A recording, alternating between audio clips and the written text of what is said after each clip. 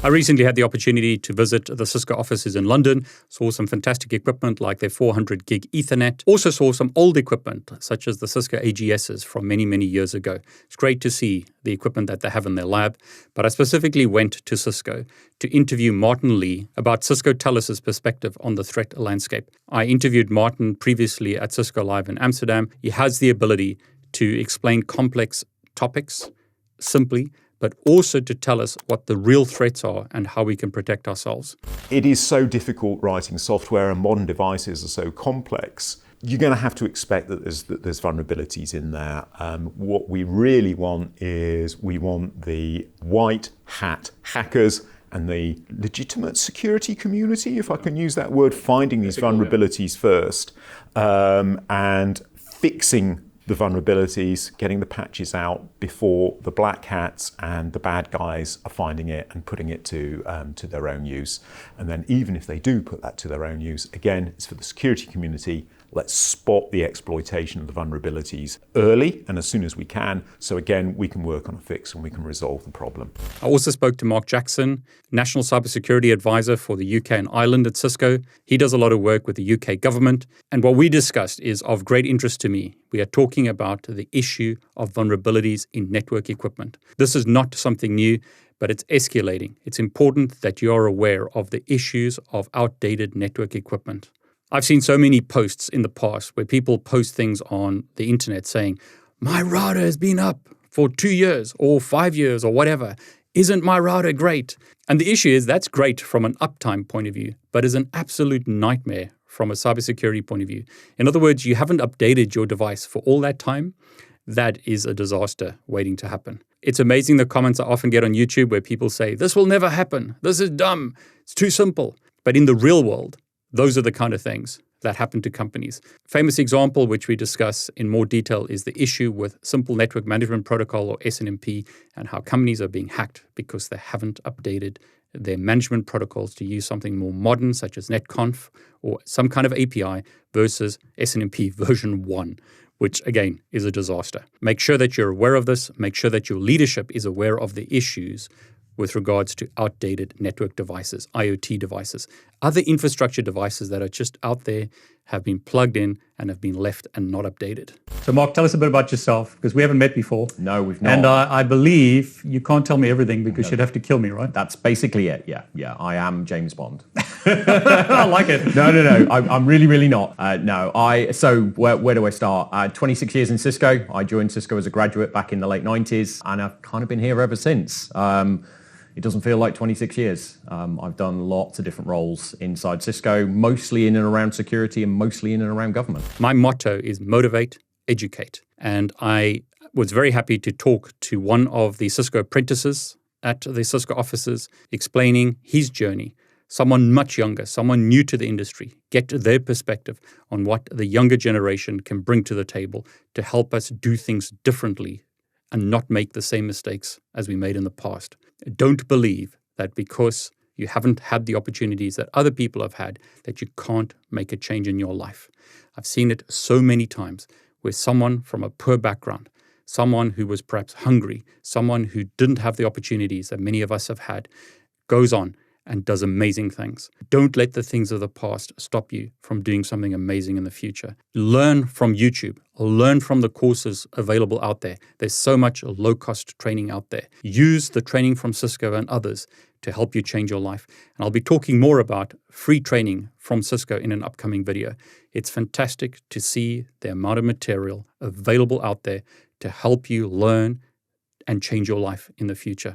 One thing that we have an advantage over is that we use technology from day zero. So we've been there and experienced it. I think some older generations, it's still kind of catching up to them. So we can go, right, we can relate to people. When people are saying that we got this cyber attack or we're trying to put this technology, it's easier for us to go and test it and go and say, no, that's not going to work, or that might have some legs to it.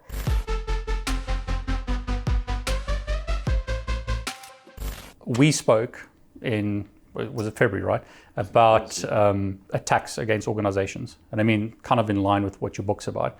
And Telos have released this half-year in review. Yes. And one of the things that was really interesting in this is Mercenary software, or Mayhem it's called. Yeah. And they mentioned Predator Spyware, and there's some others that are sort of well known, which we won't necessarily mention by name, but I can. But like Pegasus is one that people probably know the most about. Yes. But I mean, Predator seems to be a new one, and it seems to be growing, right? So perhaps you can tell us about why it made it to the report and what's going on. So it's all really it's part of the threat landscape and how the threat landscape is evolving. If you think about this from a state actor's point of view, like so many things, it's difficult and expensive for states to set up very, very detailed technical departments that are doing stuff which is really quite difficult. So if you were a nation state and you were setting up your offensive cyber operations, it's tough, it's difficult, it takes a lot of time. So they look to outsource these operations to the private sector. So this is what we're seeing with this, with these information stealing attacks. It's nation states contracting third-party private sector organizations to act as mercenaries, effectively, being paid by a nation state to carry out offensive activity on behalf of a nation state. And what these organizations specialize in is compromising like everyday people. Yeah. So journalists, politicians, people who may well be considered dissidents, but people who have been placed under surveillance by a nation state to infringe on their human rights, steal their personal data. I imagine from the nation state's point of view, it's about understanding what it is that they're doing, who they're talking to. But, let's recognize this, what it is. It's illegal surveillance. It's hacking those personal devices. And so much of our entire personal life now is on our phone, that really we think it's unacceptable that nation states and private enterprises are facilitating this form of surveillance, stealing personal data. If you're a criminal and you get a court order for surveillance, that's one thing. If you're a normal everyday person going about your legitimate business and you get put under surveillance, I think that's something else. So we're seeing a growth in this kind of activity. I was going to ask you, is this like a big growth in it? It's been happening for a few years, but it continues to happen. We do see more of it. I think, like many things, there are more and more organizations that are specializing in this and developing that capability, and people need to be aware of it. And also, we need to get consensus in the international community to say, do you know what, this is unacceptable and it needs to be properly regulated and outlawed. The problem with this stuff, right, is you get an SMS, you open that up, so you get like a one-click infection or installation. Or not even, or yeah. zero-click with some of the software. It's like with every device, anything that's got software, it's running software, there's going to be vulnerabilities there somewhere. What these spyware organizations specializing in is finding those vulnerabilities so that they can compromise these devices and get their spyware into it. So make sure you're keeping your devices fully patched, up to date. Be aware that if you are at risk, you might want to have a separate device that you use for your professional life, and keep that separate from your personal phone, or even better, let's just outlaw it and stop it happening. This is the issue a lot of people encounter, right? They're not technical like we are. They're not in the cybersecurity niche, perhaps. So what do businesses do to protect their data? Again, we can go back. Number one thing, patch again. It's a mantra, right? Yeah. Secondly, if you can have your data in a secured environment. So one of the best things you can do, certainly for most organizations, hold your data in the cloud. Actually have it hosted by a third party that's doing the security operations themselves, that has a SOC that's monitoring those systems, and protect the login to those systems with two-factor authentication. If you can do those two things, you're going to be in a pretty good position. The next step is making sure that you've got some form of endpoint protection on every device that you use. Endpoint protection, two-factor authentication to access your data, which is held in the cloud, plus making sure that you've got a good patching process in place. That already puts you in a very, very good position. Beyond that, we need to start thinking about what is it that you've got to lose. Obviously, if you're a big business or you're in a regulated environment, such as you're dealing with medical data or financial data, then we need to think about the consequences of what could possibly go wrong, because it's going to be something which is worse. If you're your own small business, if you can do those three things and do it well and do it consistently, you're going to be in a very, very good place. The other one that you want to do, of course, is backup. Yeah. And we've been talking about backups, since I was a kid, even before that, 50, 60 years ago, people have been talking about the importance of backing up systems. It's the Achilles heel for ransomware. Still, we're not very good at backing up. But again, this is why we've got a cloud system, and then you're outsourcing that backup into someone else. But if you can do it yourself, again, you're going to be in a good place. So did I hear you right by saying that it's better to put stuff in the cloud than it locally? For most organizations, you've got to think, so everything in security is a trade-off. The euphemism is if you can replace cloud computing with somebody else's computer, it's a very good way of thinking about it. But if you can think of, for most businesses, am I better off protecting and looking after my own data, or actually is a third party that specializes in this likely to do it better than me? In most cases, the answer is probably yes. Not always, and if you can look after your own data to a high level and you've got the proper backups in place and you're doing those security operations tasks, brilliant. Go do it yourself. It's not for everyone. If it's everyday data, something which isn't specialized, which isn't protected, you want to focus on your day job and what it is that you do, you're probably better off having it in the cloud secured with two-factor authentication. But it's a personal decision. It's always a value judgment, and you've got to think of where is my time best suited, what's both most beneficial for me and for my clients. I'd say 9 times out of 10, outsource it to someone else. In the same way, I doubt whether you do your own books or your own auditing or your own contracts. It's like everything, or your own plumbing. You get someone else to do it. You know what you need to ask them and the questions that you need to ask. You know how to identify someone who's reputable, and you've got the right protections in place. But you're probably better off, as the same situation like with plumbing. You're probably best off not doing it yourself. And I'd say the same thing with looking after data. I mean, it's interesting because when we spoke earlier this year, the biggest thing on everyone's lips, it seemed, was ransomware. Now it's like ransomware plus this mercenary software. Are those the two big threats that you see at the moment? There are many threats. It's constantly shifting, and it also depends on your own threat profile. Certainly, ransomware isn't going away. There's nothing on the horizon that I can see, which is going to mean that ransomware is going to stop. I think it's always going to be with us. It's all driven by profit. Yeah. Let's not forget the vast majority of attacks are criminal in nature. We've got dedicated criminals looking to make illicit profit.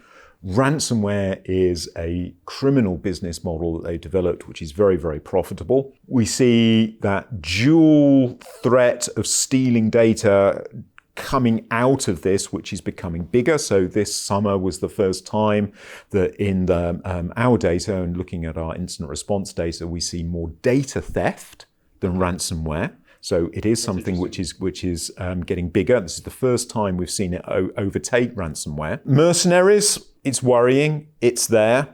We also need to look at that in the context of state-sponsored attacks. With a backdrop of conflict in the Ukraine and conflict globally, we also see criminal groups with greater or lesser associations with the nation state conducting attacks against organizations, whether that's just defacement, whether it's just trying to destroy systems, disrupt systems, deploy wipers, just generally causing havoc. That's the other bit that really disturbs me and gives me cause for concern. And also the use of what we might consider non-traditional systems to hack into. I mean, we've talked about the risk for years of network devices, printers, routers, switches, firewalls. These are devices that are connected to the network.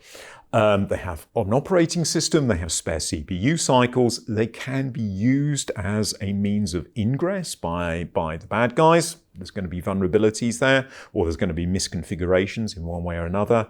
And so bad guys can use these as a point of ingress inside a network, enumerate the systems that are there, look for vulnerabilities, get inside them, and then cause some kind of additional attack, whether that's data theft or ransomware or just destruction or defacement. That happens an awful lot. And again, that's a shift that we've seen over the past through sort of 3 years or so. But I think we're going to see more of that. You can feel sometimes that the sky is falling, that it's the end of the world with this stuff. But you said something along the lines that more attacks are stopped than actually take place. Absolutely. You know, it's still, it's a bad day when you get compromised, but it's a bad day not every day. So far more attacks are detected and blocked than succeed. No organization, I think, is ever going to do security perfectly. It's a matter of doing it better than most, not being an easy target, not making life easy for the bad guys. If you can do that, the bad guys are more likely to go against an easy target because there's enough out there. If you can be a slightly harder target, one, the bad guys are more likely to go elsewhere. Two, if you're making life difficult for the bad guys, you're making their attacks noisy. And you're going to be in a better situation to detect the attacks. Once you've detected it, you can then remediate it. So cyber attacks, they're not instantaneous. It's not something that just happens like that. They've got to find you first. They've got to conduct reconnaissance. They've got to find the vulnerability. They've got to exploit the vulnerability. They've got inside the system. Then that process is going to repeat. There's always, the fingerprints are always there if you look for them. The more difficult you make it for the bad guys, the more fingerprints you're going to find on your networks, on your systems, the more chance that you have to detect it if you're looking. Once you've detected it, you're then in a position to kick the bad guys out. It's interesting what you said, because I mean, I think you mentioned it before as well. You mustn't think that you're not going to be a target. Everyone could be a target. Everyone's a target. But you mustn't get paranoid that you're going to get this malicious software on your phone necessarily, unless you're a specific type of target. Yeah, know what your threat profile is. Yeah. Most organizations, your risk are criminals. They're everywhere, they're going to be looking at everyone, and they know if they can get inside you, they can make money. Certain organizations and certain individuals have a higher threat profile, that they're attracting other attackers. If that's you, be aware of it. Be aware what it is that you need to do.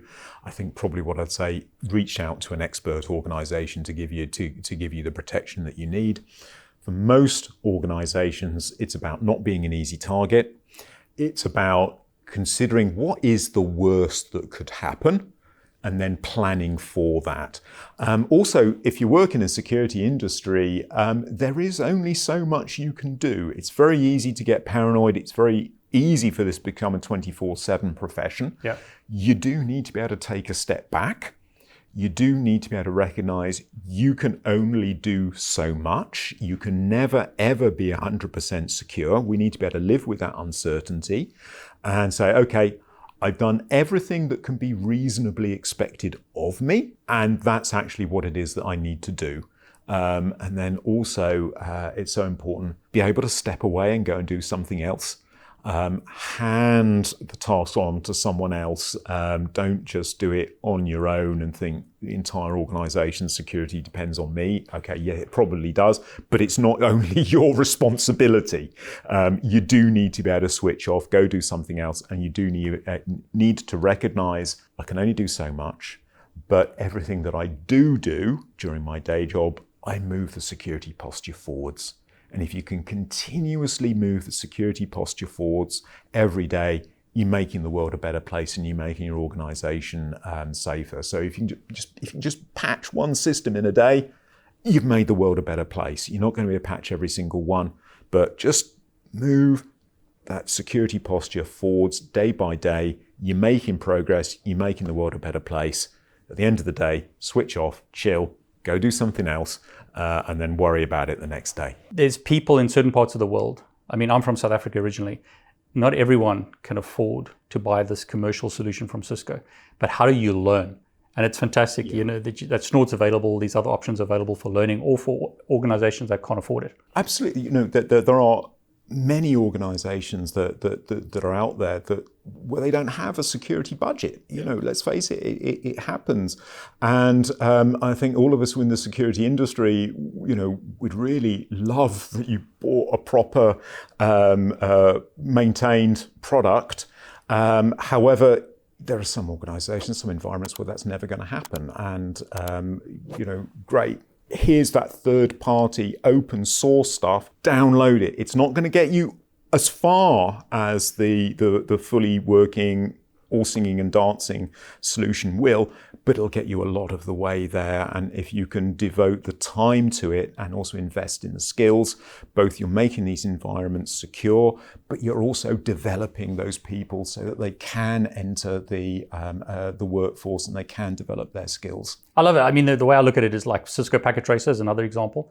How are you going to learn to configure routers and switches if you don't have routers and switches? And Cisco give Packet Tracer away for free, so you can learn this stuff. So that when you go into the workforce, perhaps, or when you're changing jobs and you get into cybersecurity or networking, you already know what you're doing. Absolutely. We've got the open source software. Yep. There are various tutorials, there are the communities that are out there. We've also got the Cisco Networking Academy, where we've got various courses that you can take on networking and security. All of this is for free. The reason why we're trying to power an inclusive future, both for securing systems across the world, making possible these technological changes that are happening. And people have got dreams of how technology is going to be used. Yeah, we want to enable that. That's very much what we want to do. But there's also a bit about, there's so many untapped skills out there. There's people watching this video who want to learn about security, who want to learn about networking. There's so much stuff out there that we're trying to develop so that people can develop their skills. They can bring this to the workforce. They can make their dreams come true, whether that's by finding the employment of their dreams or they've got some kind of technology, some kind of system they want to build. We're trying to make that happen. We're trying to make it easy for everyone. Yeah, I love that. I mean, the Skills for All website is great because, I looked there, I was surprised. Cisco have just for people who haven't seen this, have an ethical hacking course for free on Skills for All, as well as cybersecurity and networking, CCST. So free training. I mean, if you want to do the exam, you have to pay, but the training is for free. The training is out there. The systems to download and play with are all free. You've got to pay for the exams. You've got to pay for my book as well, I'm afraid.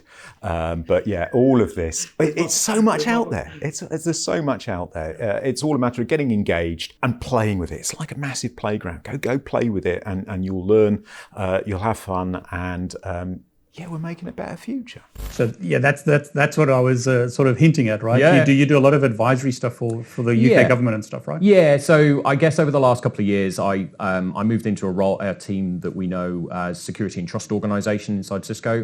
We call them STO because we like our acronyms, as you well know. And what STO do, it's a couple of different things, but primarily the focus I have is that security and trust look at the security of our products, not the features and functions, but how we build them, which is really important to a lot of our customers. And then the kind of regulatory landscape. So that's where I then spend a lot of time with the UK government, because it's about how the market is going to be regulated from a cybersecurity point of view, and therefore what we then have to do as an organisation to sort of go and meet that regulation for all of our different customers across the UK. Because there's this document on Cisco's website that I was reading, state-sponsored campaigns target global network infrastructure. Yeah. So rather than us reading it, I'll link this below for anyone who wants to read it.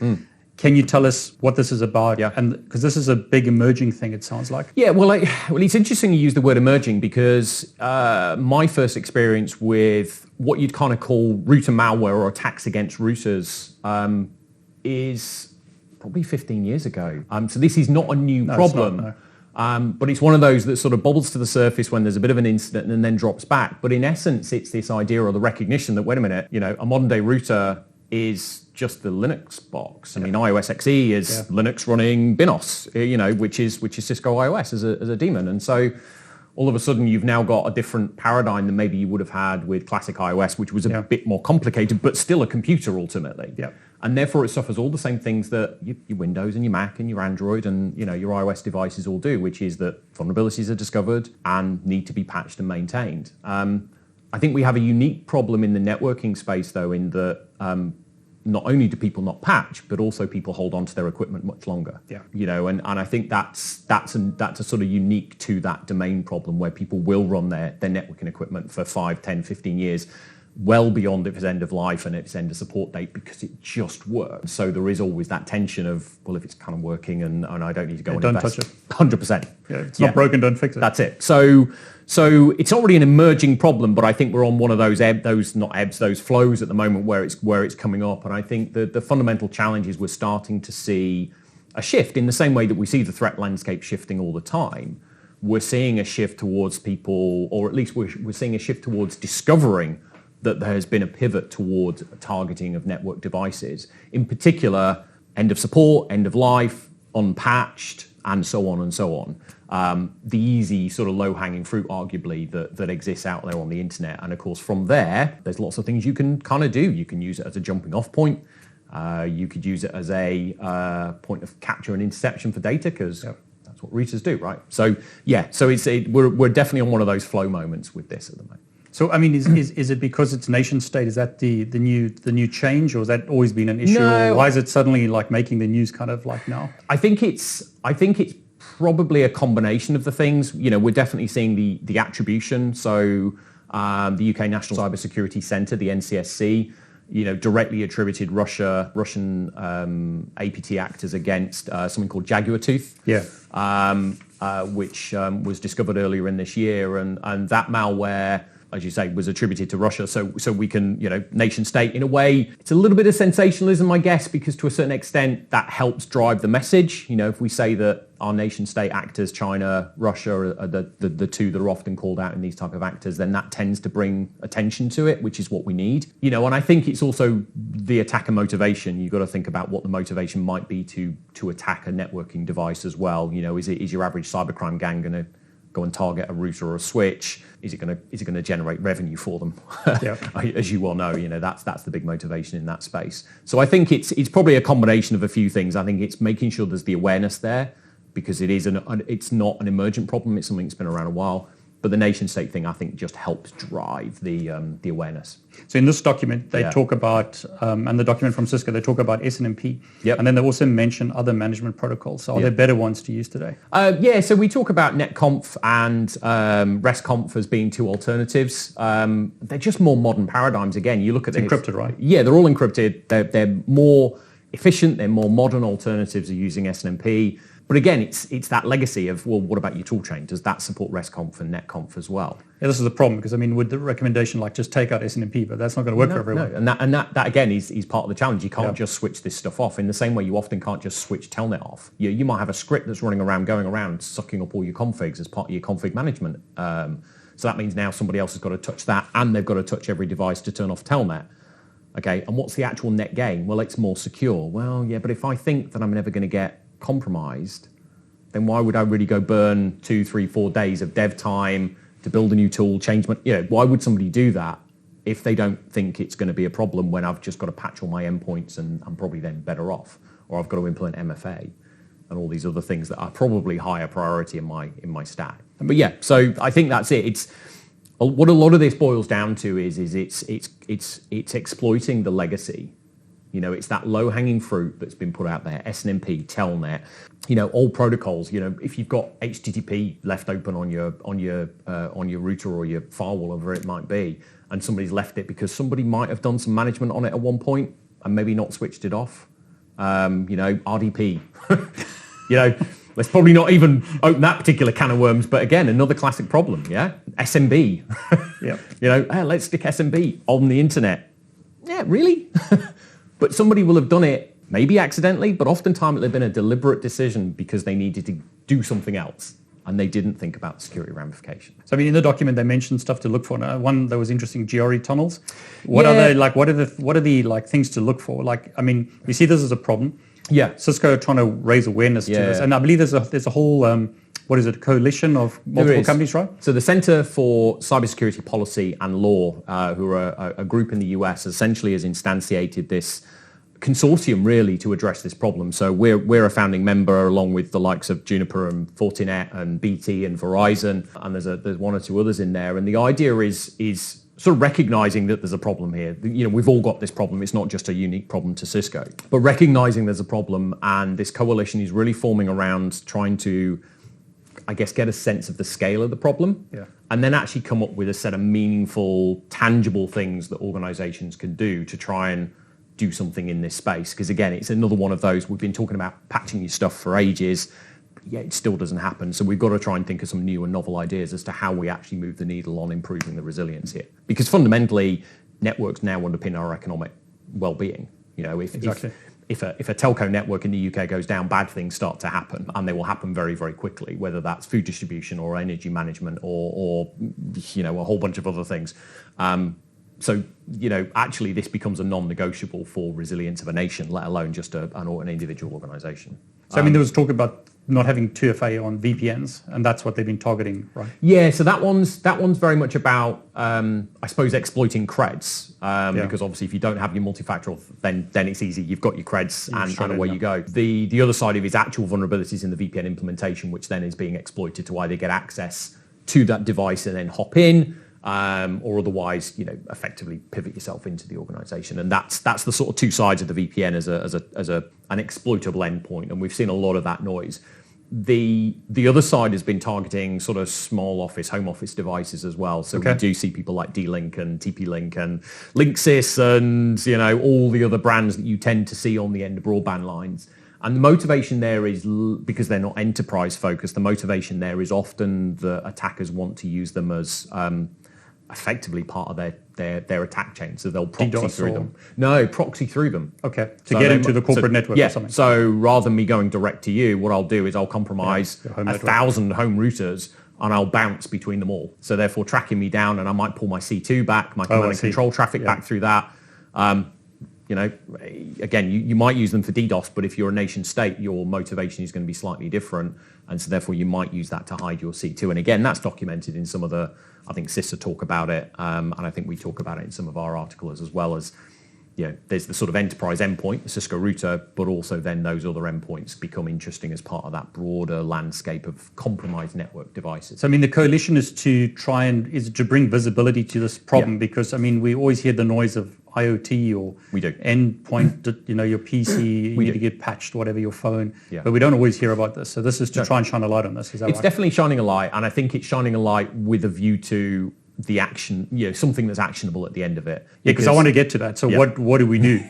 So Cisco are a part of this coalition. Governments are involved. Sure. But like, what does the guy on the street do? Yeah. Like someone like me in enterprise, what should I be looking for? What should I be doing? Because some of the stuff's mentioned, but it's complex. I'd challenge complex. Okay. I mean, it's needle and haystack maybe. Yeah, and I think that's part of the problem. Again, you've got a stack of 1,000 things to do when you walk in the door every morning, and you know there's going to be a bunch of things that are going to be more impactful from a security point of view, whether that's patching your endpoints or turning on MFA or looking at some logs and so on and so forth. Your network stuff is probably going to be a little bit down the track. So part of that coalition is absolutely about saying, you know, actually realize these things can be compromised. People are actively targeting, and so you do need to kind of raise the priority. But in terms of what can be done about it, I mean, first and foremost, patching.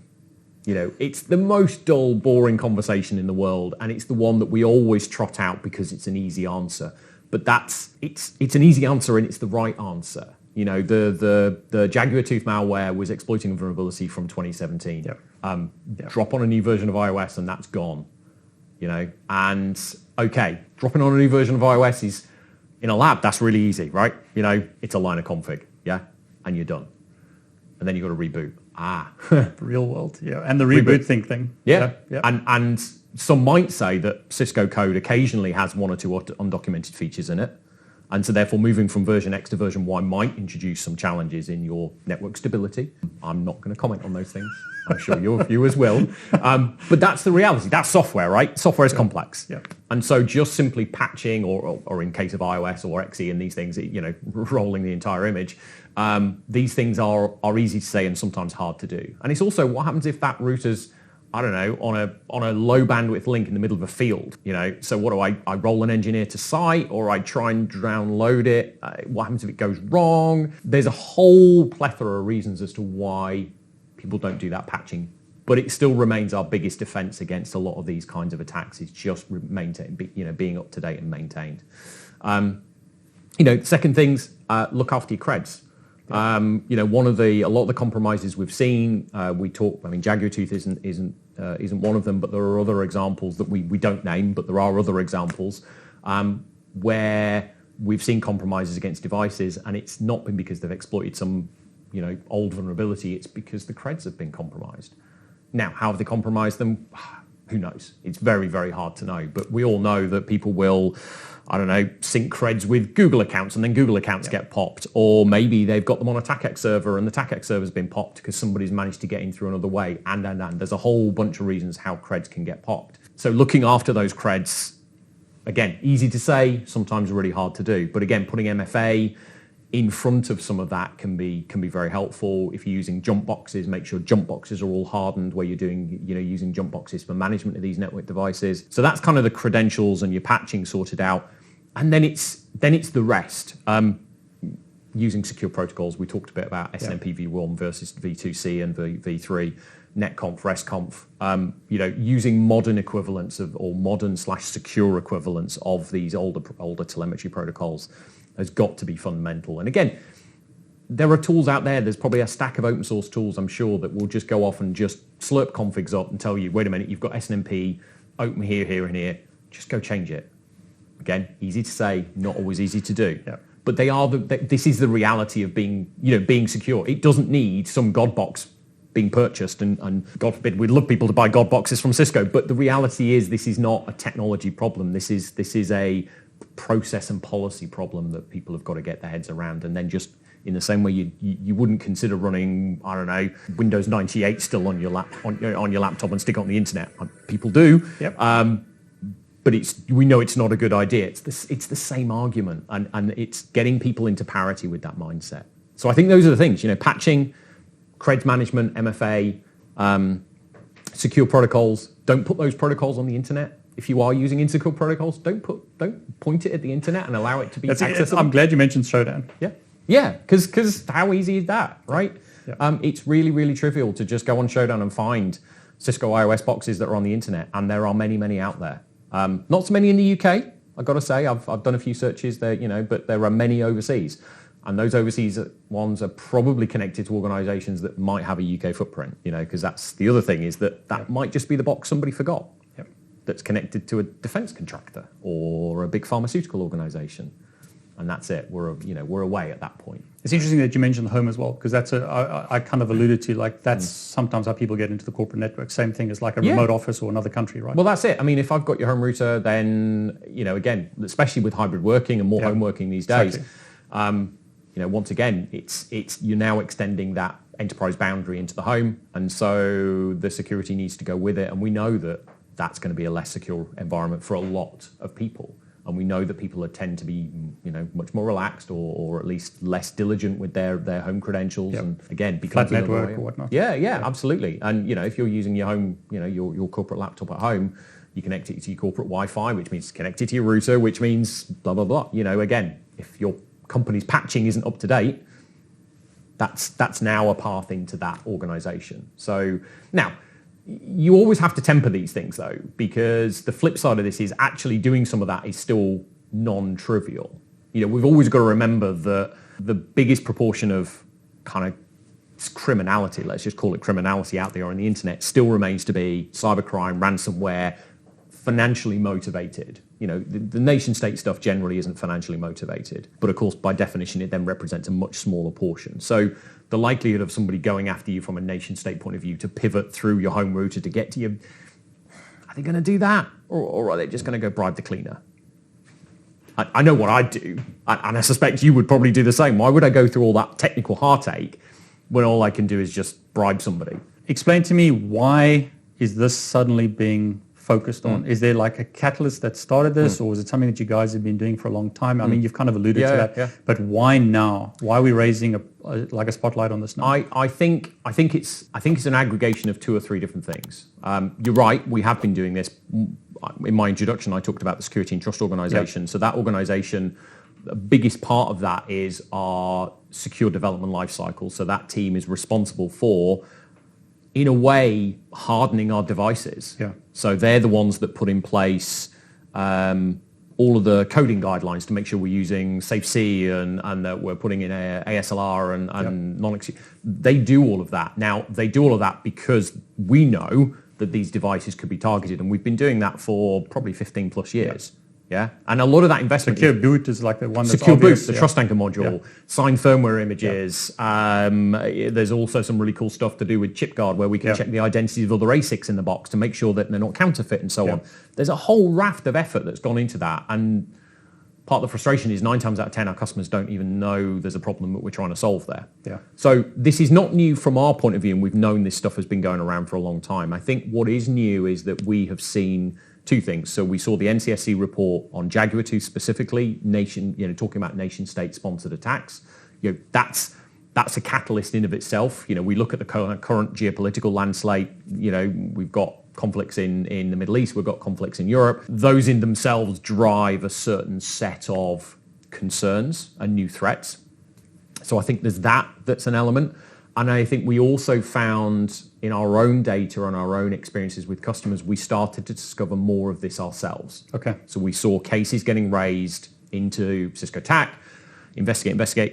This actually looks like compromised devices. And you'll see that in the Talos blog, which I guess you'll link to. See, I'm doing your job for you. Thanks. It's all right. But the Talos blog that was launched around the same sort of time as Jaguar Tooth talks more broadly. It talks Jaguar Tooth, but talks more broadly about the cases that we found ourselves, and talks about the kind of the tradecraft and the behaviors that we've seen. And so I think if you kind of put those 2 or 3 things together, you get a point in time. Oh, and I think the other thing is the criticality. Whilst you could argue that networks have been critical for a long time, I think, again, since COVID, it's just escalated, right? 100%. So you kind of take all those things, throw them in together, and it's like, actually, we really do need to start to do something meaningful, because the market hasn't shifted. We've still got customers out there that are running equipment that hasn't been patched. It's got 10-year uptime.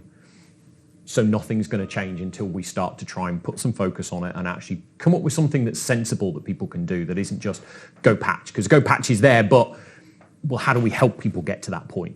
How do we make it easier for people to get to that point? So that requires effort on our behalf and industry's behalf as well. In the same way that you saw with, patching Windows 95, Windows 98, Windows 2000, again, was a painful process.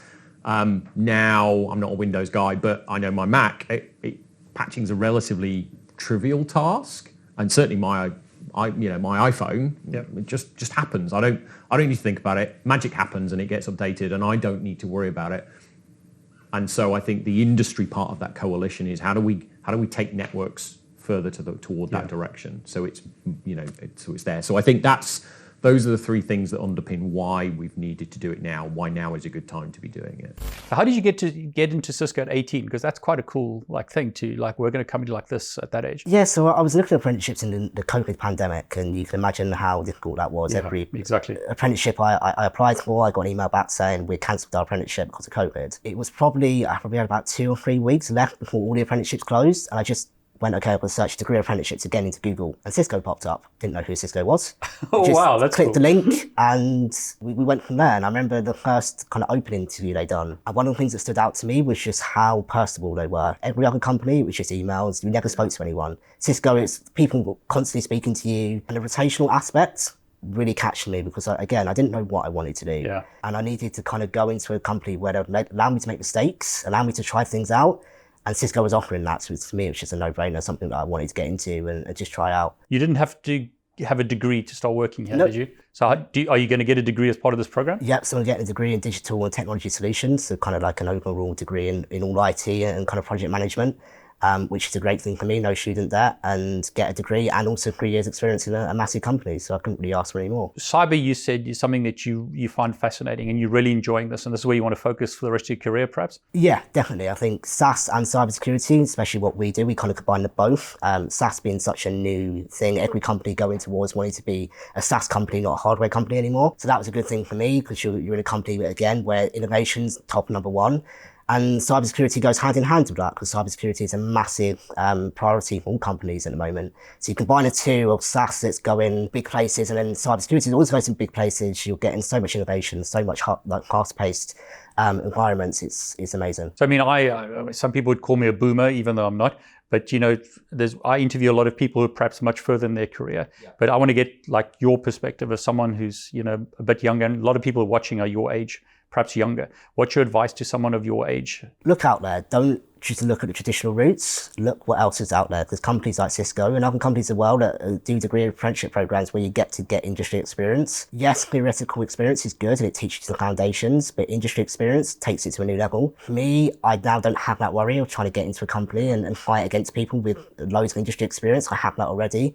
And I also have a network. And I think people don't understand how big a network of people is. That I can go to people, call to people and say, look, I need help, I need your advice. They can give that to me. And with an apprenticeship program, you can build that network, but you can also make mistakes. I think when you join a company after uni, you feel scared about making mistakes.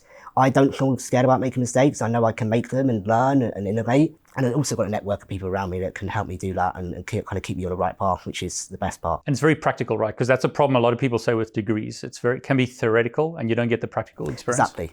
Yeah. So I can kind of go into any role now around cybersecurity and show that I've demonstrated skills of project management or technical skills in cybersecurity that then employers and things like that can kind of grasp and go, right, he hasn't just done a degree, he's also got 3 years, as you said, of practical experience, which is amazing for me. Yeah, I mean, would you recommend cyber then, based on what you've seen, to people of your age? Is it a good place to be? Yeah, 100%. You look at cyber's not going away. It's not an industry that's going to disappear. It's going to continue. Cybersecurity is one of them things where you're playing one step ahead of attackers, and that will never disappear.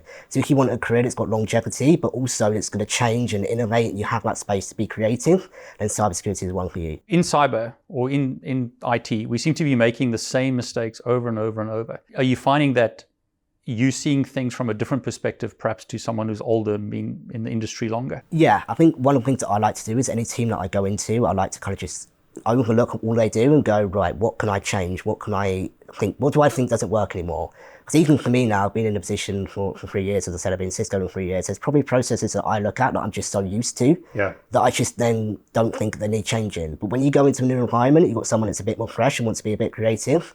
They look at those processes and go, hang on, that could be changed. That's probably not the way we should be doing it. And just that mindset of going into somewhere and going, right, what can we change? What can we improve is essential for any team or any business. What do you think that your generation can bring that, say, other generations haven't done right? One thing that we have the advantage over is that we use technology from day zero. So we've been there and experienced it. I think some older generations, it's still kind of catching up to them. So we can go, right, we can relate to people. When people are saying that we've got this cyber attack or we're trying to put this technology, it's easier for us to go and test it and go and say, no, that's not going to work, or that might have some legs to it.